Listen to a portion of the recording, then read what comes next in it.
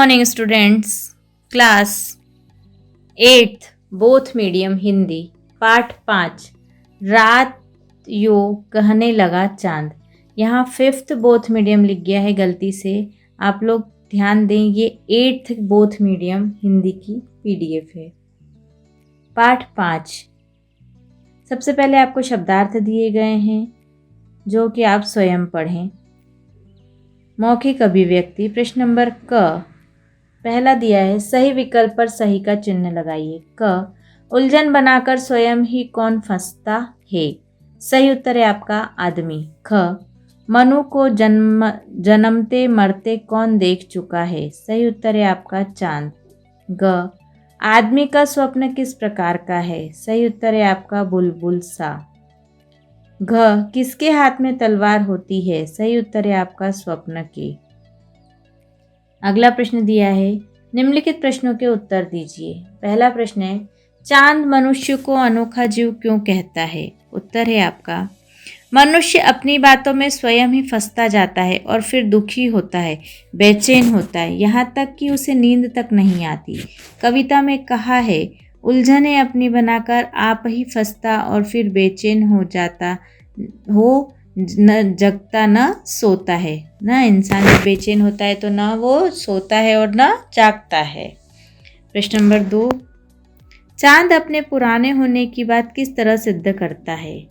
चांद अपने पुराने होने की बात कुछ इस तरह सिद्ध करता है कि उसने पृथ्वी पर अनेक मनुओं को अवतरित होते देखा है और लाखों करोड़ों लोगों को अपने सपने साकार करते देखा। जितनी पुरानी पृथ्वी है उतने ही पुराने चांद और सूरज हैं। मनुष्य पृथ्वी पर सब जीवों के बाद आया है। प्रश्न नंबर 3 है, चांद ने आदमी को धन्य क्यों कहा है।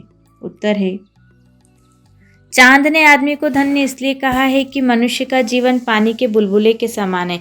आदमी जन्म लेता है और कुछ वर्षों में संसार से विदा हो जाता है, फिर भी मनुष्य का शरीर नश्वर होते हुए भी अपनी कल्पना से बहुत महत्वपूर्ण सृजन करता है।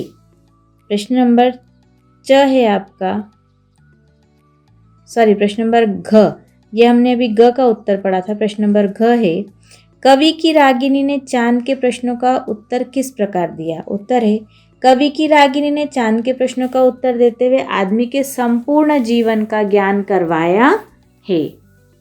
अगला देखिए, कविता की निम्नलिखित पंक्तियों का ससंदर्भ भावार्थ कीजिए। पहली पंक्ति है आपकी, मैं न वह जो स्वप्न पर केवल सही करते, आग में उसको गला लोहा बनाती हूँ।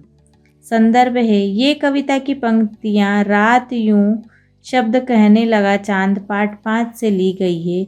इसमें कवि रामधारी सिंह दिनकर ने आदमी के जीवन का संपूर्ण ज्ञान कराया है। इसका भावार्थ है, मनुष्य केवल अपने सपनों को साकार ही नहीं करता बल्कि उसकी जिजीविषा मतलब प्रबल इच्छा, उसे ठोस और मजबूत जिस तरह लोहे को गलाकर मजबूत बनाया जाता है, ठीक उसी प्रकार मनुष्य अपने कठिन परिश्रम से सुदृढ़ भी बनाता है। दूसरा दिया है ख, बाण ही होते विचारों के नहीं, केवल स्वप्न के भी हाथों में तलवार होती है। ख का भावार्थ है, पूर्वानुसार संदर्भ जो अभी हमने क में पढ़ा था वही संदर्भ हमें ख में भी लिखना है। आप लोग अपनी कॉपी में पूर्वानुसार नहीं लिखेंगे, जो क में लिखवाया गया है वही ख में भी लिखेंगे। भावार्थ देखिए, मनुष्य केवल शब्दों के वर्णों से अपने विचार नहीं रखता बल्कि वीर पुरुष निंदा में भी हाथ में तलवार लिए अपने तेजस्वी विचारों को व्यक्त करता है। कहने का तात्पर्य यह है कि वीर पुरुष सपने में भी कभी हार नहीं मानता, हमेशा जीत की बात करता है। प्रश्न नंबर 2 है, कविता में ये पंक्तियां किन किन के लिए कही गई है। मैं कितना पुराना हूँ, चांद के लिए। उलझने अपनी बनाकर आप ही फंसता, मनुष्य। मुझको जानता है तू, चांद। फिर है, रोज ही आकाश चढ़ते जा रहे हैं वे। कौन है, कवि। मैं न बोला, रागिनी।